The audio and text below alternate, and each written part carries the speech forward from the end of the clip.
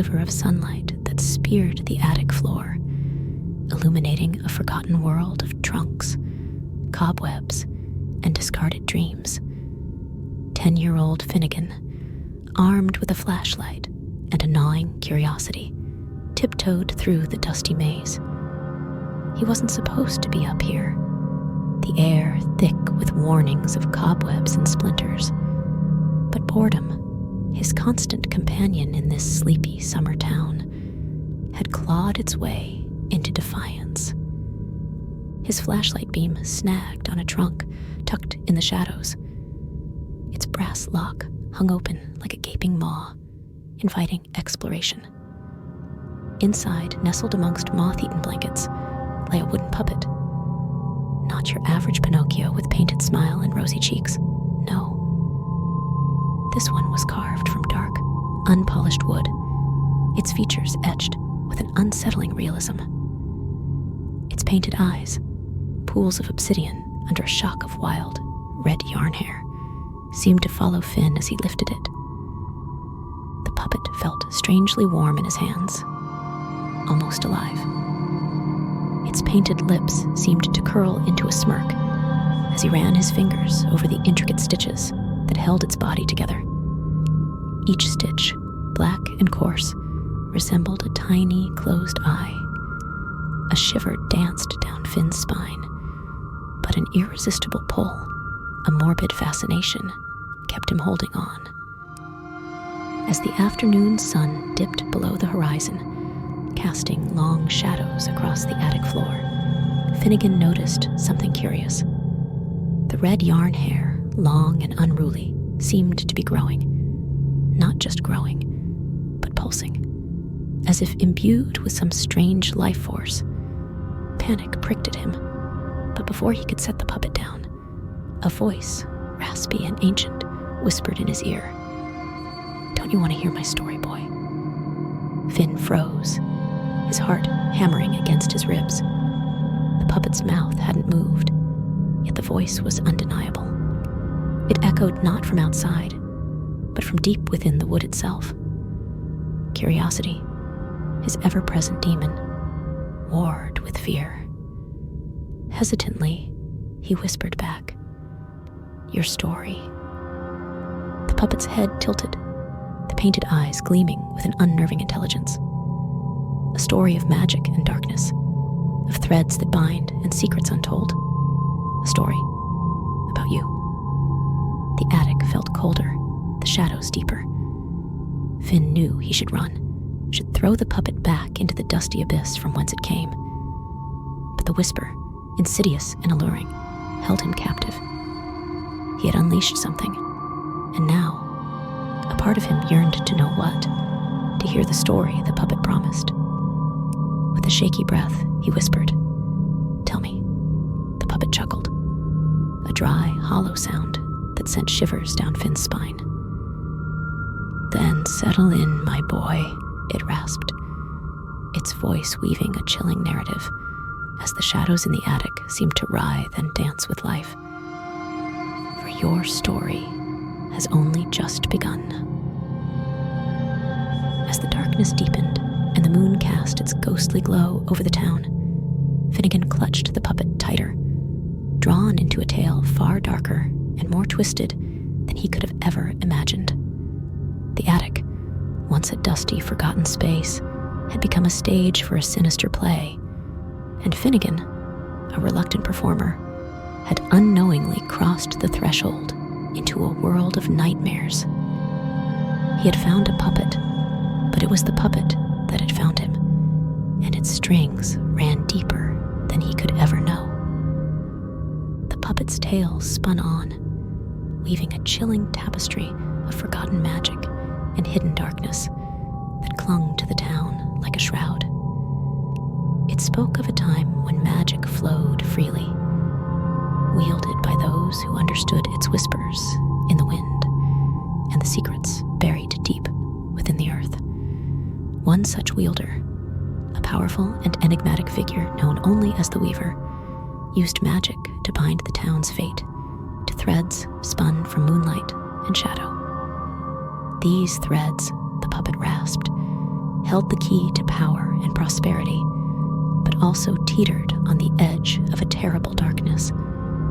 The weaver, consumed by ambition, dipped too deep into the forbidden depths of magic, unleashing a malevolent entity known only as the Shadow. The Shadow, a being of pure malevolence, threatened to engulf the town in its darkness, twisting the threads of fate and turning prosperity into despair. But hope emerged from the ashes. A group of brave citizens, guided by a wise elder who understood the weaver's magic, fought back. They used the remaining threads of moonlight, woven with courage and sacrifice, to bind the Shadow back into the darkness. However, the victory came at a cost. The weaver, forever tainted by the darkness, vanished, leaving the threads unanchored and their magic dormant. The puppet paused, its eyes gleaming in the moonlight, filtering through the attic window. "Those threads, boy," it rasped, its voice filled with an unsettling intimacy. "They're awakening again, and the Shadow stirs." Terror clawed at Finnigan's throat. He clutched the puppet tighter, the warmth seeping through the wood, sending shivers down his spine. "What does that mean for me?" he whispered, his voice barely audible. The puppet chuckled, a dry, crackling sound that echoed eerily in the silent attic. "The threads, they remember," it rasped. "They remember the weaver, and they remember you." Finnigan's heart pounded. "Me? Why me?" The puppet tilted its head, its painted smile stretching impossibly wide. "Because, my dear boy," it whispered, its voice dripping with secrets, "you are the weaver's heir." The revelation crashed over Finnigan like a tidal wave. His head spun, the implications sinking in. He, an ordinary boy, held the magic and the burden of a long-dead sorcerer? It was absurd, impossible. Yet the chilling truth resonated in the puppet's eyes, and the warmth creeping through its wooden touch. "But how?" he stammered, desperately searching for an explanation. The puppet's smirk widened. "The threads, boy," it rasped, its voice echoing with ancient power. "They weave through generations, carrying memories and potential. They chose you just as they chose the weaver before you." With each chilling word, a knot of fear tightened in Finnigan's stomach. He didn't want this power, this responsibility. He just wanted to be a normal boy, free from the darkness that clawed at the edges of his newfound reality. But the puppet, its purpose clear, wouldn't grant him such an escape. "The Shadow awakens, boy," it hissed, its voice filled with urgency. "And only you can stop it. The threads bind you to this fate. Will you embrace your destiny?" The weight of the puppet's words hung heavy in the dusty air of the attic. Fear gnawed at Finnigan's insides, the enormity of the situation slowly sinking in. He was just a normal boy who loved comics and building forts, not a destined hero locked in an epic battle against an ancient evil. Yet, the unsettling warmth seeping from the puppet's wooden form and the unwavering intensity of its obsidian eyes told a different story. I don't know what to do," Finnigan stammered, his voice barely a whisper. "I'm just a kid." The puppet's painted smile seemed to soften, a flicker of what might have been sympathy crossing its wooden features. "You may be young, boy," it rasped, its voice surprisingly gentle. "But the threads remember.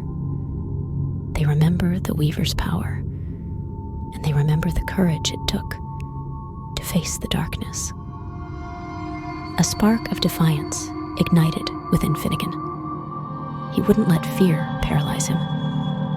He had to be brave for himself, for his town, for everyone the shadow threatened to consume. "So, what now?" he asked, his voice gaining strength. "How do I stop the shadow?" The puppet chuckled, a dry, rustling sound that sent shivers down Finnigan's spine. "The threads hold the answer, boy," it rasped. "But you must learn to listen to their whispers, to feel their pull. They will guide you, lead you to the hidden knowledge, the forgotten magic the Weaver left behind." A surge of determination filled Finnigan. He closed his eyes, focusing on the warmth radiating from the puppet. He imagined it spreading through him, weaving through his veins, awakening something deep within. Slowly, he began to perceive faint tingles, like whispers carried on the wind, emanating from the very fabric of the attic around him. "I can feel it," he whispered, his eyes snapping open. "The threads, they're everywhere." The puppet nodded, its painted eyes gleaming with approval. "Excellent, boy. Now, follow their whispers. Let them lead you. The first thread awaits." Its voice trailed off as it pointed a wooden finger toward a dusty trunk tucked away in the corner. Drawn by an invisible force, Finnigan stumbled towards it, his heart pounding with anticipation. He knelt before the trunk, his fingers trembling as he lifted the creaking lid. Inside, nestled amongst moth-eaten clothes and forgotten toys, lay a leather-bound book, its pages yellowed with age, and its cover adorned with intricate symbols that seemed to writhe and dance in the dim light. As Finnigan picked it up, a jolt of energy shot through him, the whispers growing louder, urging him to open the book. With trembling hands, he turned the brittle pages, his eyes widening in wonder as he saw faded diagrams, arcane symbols, and cryptic spells written in a language he didn't understand. Yet, somehow, he felt an innate understanding, as if the knowledge contained within the book resonated deep within his soul. The attic buzzed with an unseen energy as Finnigan devoured the ancient book. Moonlight streaming through the window bathed the symbols in an ethereal glow, their arcane meanings slowly unlocking secrets buried for generations. The puppet sat perched on his shoulder, its eyes gleaming with an unsettling awareness, a silent mentor guiding him through the labyrinth of forgotten magic. Days bled into nights as Finnigan delved deeper, the whispers of the threads intensifying. He learned about the different types of magic, lunar energy that fueled light and healing, and shadow magic, potent but dangerous, echoing the essence of the very evil he had to fight. Each page revealed a spell, a technique, a fragment of the power he inherited. Yet, the knowledge came at a cost. Sleep became a fragmented luxury, replaced by visions of the shadow's looming darkness, tendrils of its power reaching for the town, twisting faces into masks of fear. The weight of his responsibility pressed down on him, the fear of failure gnawing at his resolve. One night, overwhelmed by doubt, Finnigan flung the book shut, tears stinging his eyes. "It's too much," he choked out, his voice raw. "I can't do this. I'm just a kid." The puppet remained silent for a moment, its gaze holding his with an unnerving intensity. Then it spoke, its voice surprisingly soft. "Fear is a natural part of the path, boy, but fear cannot dictate your destiny. Remember, the threads chose you, not because you were strongest, but because you have the courage to face your fear." Finnigan looked up, a flicker of determination returning to his eyes. He understood. The path wouldn't be easy, but he couldn't let fear paralyze him. He had to try, for his town, for himself. Taking a deep breath, he reopened the book. His resolve strengthened. He started with the simpler spells, practicing under the watchful gaze of the moon. He stumbled, faltered, but with each attempt, the magic flowed a little smoother, fueled by his burgeoning will. Days turned into weeks, his progress marked by the increasing control he had over the lunar energy. He learned to cast protective shields, manipulate light, and even heal minor wounds. But the shadow magic remained an enigma, its darkness alluring yet terrifying.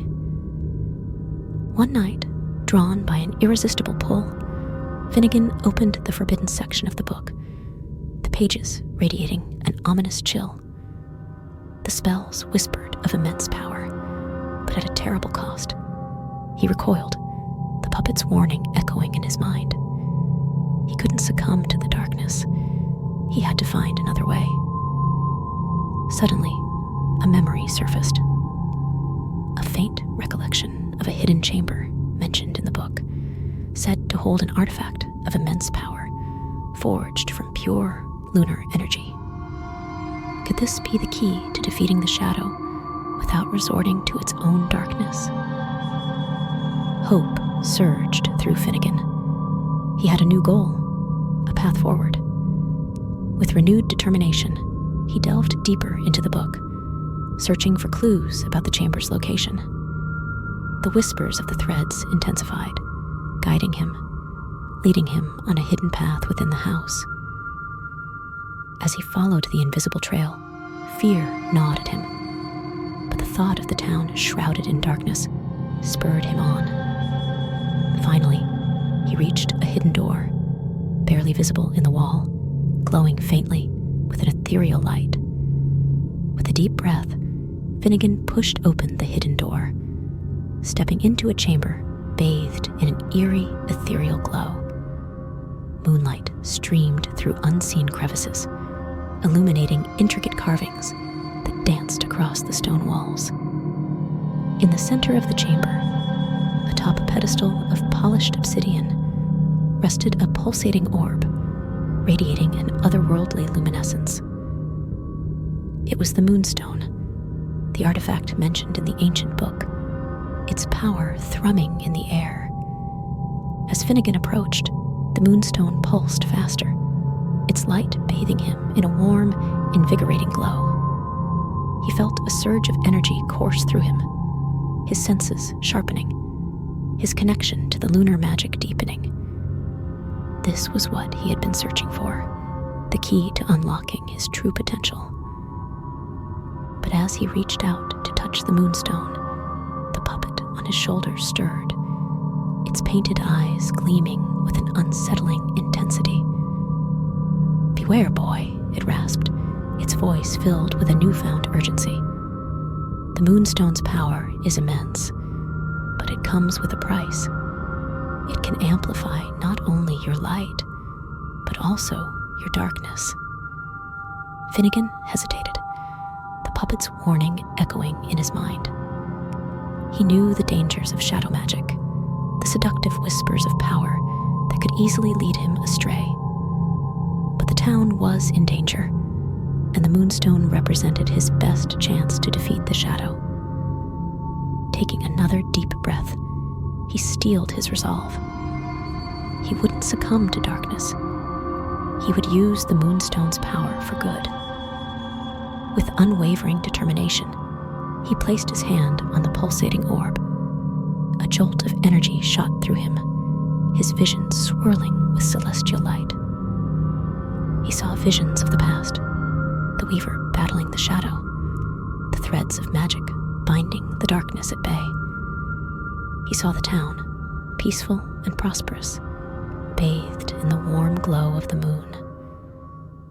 And he saw the shadow, a writhing mass of despair, threatening to engulf everything in its darkness. The visions faded, leaving Finnigan breathless and shaken. He understood now the true weight of his responsibility, the delicate balance he had to maintain between light and darkness. He couldn't just wield the Moonstone's power. He had to become its master, to control its immense energy without succumbing to its lure. But how? As if sensing his doubt, the Moonstone pulsed once more, bathing him in its ethereal light. And then, a memory surfaced, a forgotten passage in the ancient book that spoke of a hidden ritual, a way to bind the Moonstone's power to his will. Hope flickered within Finnigan. This could be the answer. With newfound determination, he closed his eyes, focusing on the memory, the ritual unfolding in his mind. He chanted the ancient words, feeling the Moonstone's energy resonate with his own. Slowly, a connection formed, a bond of light and will. When he opened his eyes, the chamber seemed brighter, the air crackling with anticipation. He raised his hand, and the Moonstone lifted from the pedestal, floating towards him. He held it aloft, its power coursing through him, amplifying his senses, strengthening his resolve. He was ready. The shadow awaited, and he, the Weaver's heir, armed with the light of the Moonstone, would face it. The town slumbered, unaware of the darkness stirring at its edges, unaware of the boy who stood as its only shield.